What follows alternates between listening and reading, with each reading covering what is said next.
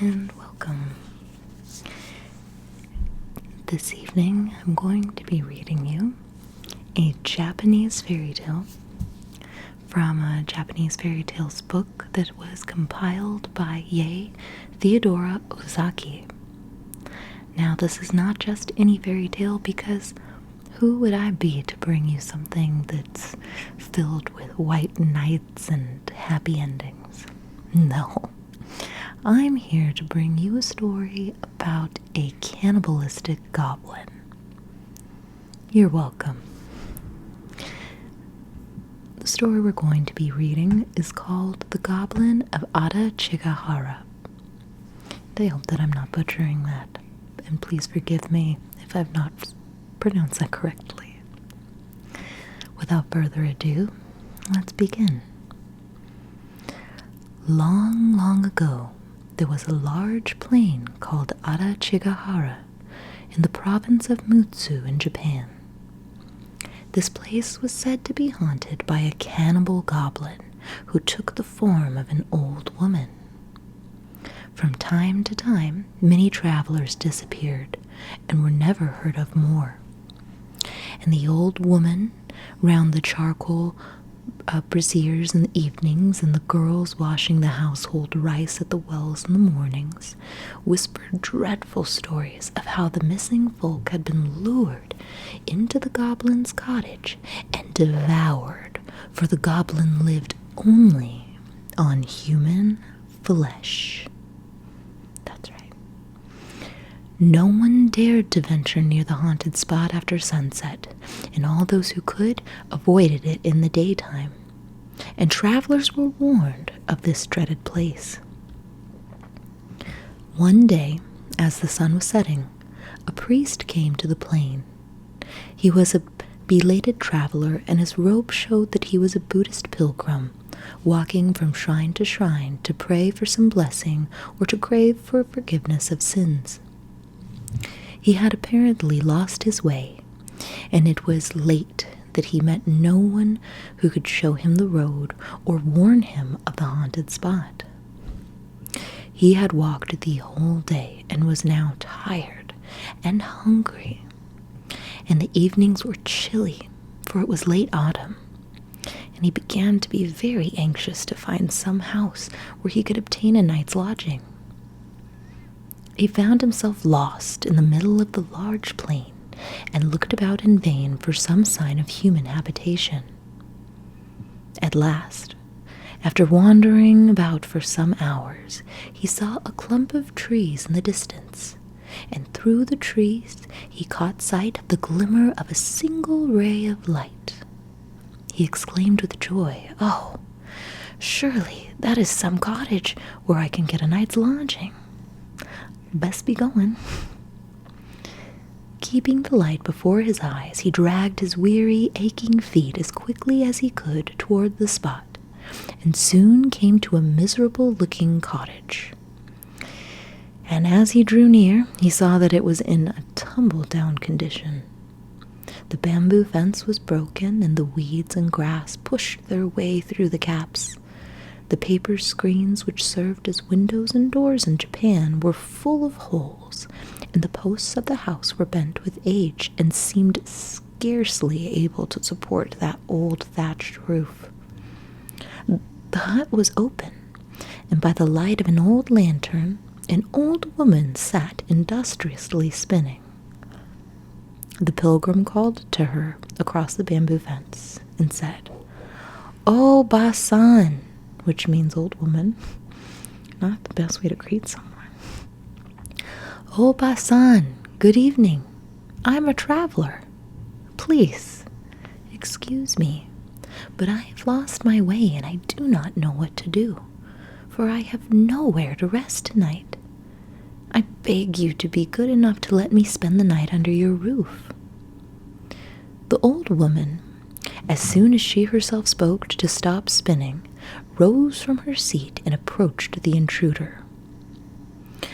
"I am very sorry for you. You must indeed be distressed to have lost your way in such a lonely spot so late at night. Unfortunately, I cannot put you up, for I have no bed to offer you, and no accommodation whatsoever for a guest in this poor place." "Oh, that doesn't matter," said the priest. "All I want is a shelter under some roof for the night, and if you would be good enough just to let me lie on the kitchen floor, I shall be so grateful. I'm too tired to walk further tonight, so I hope you will not refuse me. Otherwise, I shall have to sleep out on the cold plain." And in this way he pressed the old woman to let him stay. She seemed very reluctant, but at last she said, "Very well. I will let you stay here.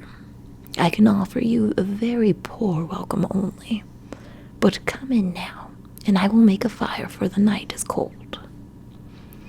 The pilgrim was only too glad to do as he was told. He took off his sandals and entered the hut. The old woman then brought some sticks of wood and lit the fire, and bade her guest draw near and warm himself. "You must be hungry after your long tramp," said the old woman. "I will go and cook some supper for you." She then went to the kitchen to cook some rice. After the priest had finished his supper, the old woman sat down by the fireplace, and they talked together for a long time. The pilgrim thought to himself that he had been very lucky to come across such a kind, hospitable old woman. At last the wood gave out, and as the fire died slowly down, he began to shiver with cold, as he had done when he arrived. "I see you're cold," said the old woman. "I will go out and gather some wood, for we've used it all. You must stay and take care of the house while I am gone." "No, no," said the pilgrim.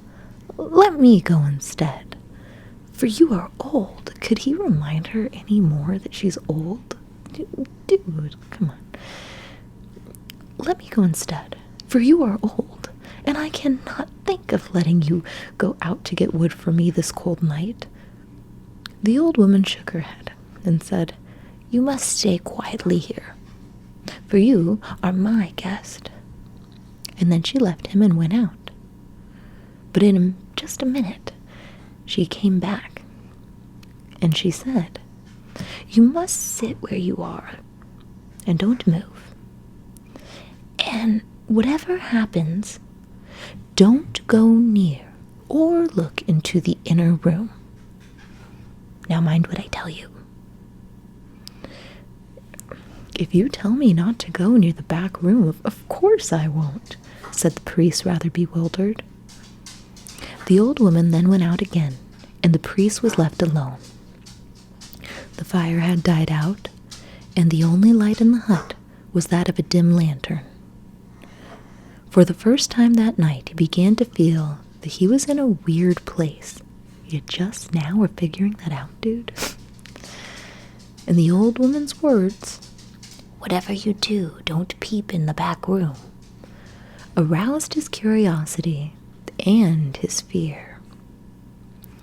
What hidden thing could be in that room that she did not want him to see? For some time, the remembrance of his promise to the old woman kept him still, but at last he could no longer resist his curiosity to peep into the forbidden place. "Don't do it, dude." He got up and began to move slowly toward the back room.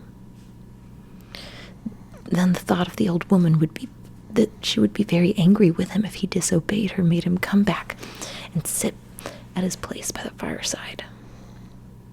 But as the minutes went slowly by, and the old woman still did not return, he began to feel more and more frightened, and to wonder what dreadful secret was in that room behind him. He's got to find out. She will not know that I've looked unless I tell her. I will just have a peep before she comes back, said the man to himself.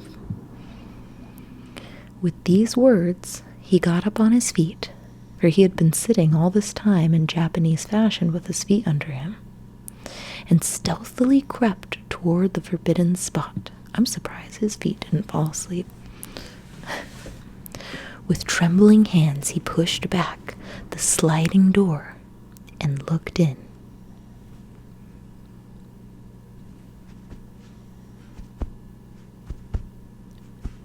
What he saw froze the blood in his veins. The room was full of dead men's bones, and the walls were splashed, and the floor was covered with human blood. In one corner, skull upon skull rose to the ceiling, and in another was a heap of arm bones. In another, heap of leg bones.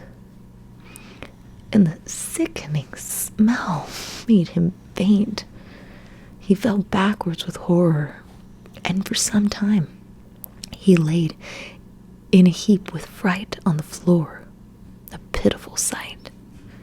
He trembled all over, and his teeth chattered, and he could hardly crawl away from this dreadful spot. "How horrible!" he cried out. "What awful den have I come to in my travels? May Buddha help me, or I am lost. Is it possible that the kind old woman is really the cannibal Goblin? When she comes back, she will show herself in her true character, and she'll eat me up in one mouthful." With these words, his strength came back to him, and snatching up his hat and staff, he rushed out of the house as fast as his legs could carry him. Out into the night he ran. His one thought was to get as far as he could from the goblin's haunt. He had not gone far when he heard steps behind him and a voice crying, "Stop! Stop!"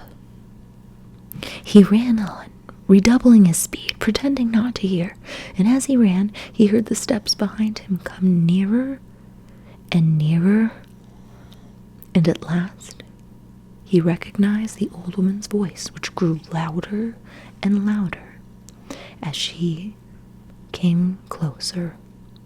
"Stop!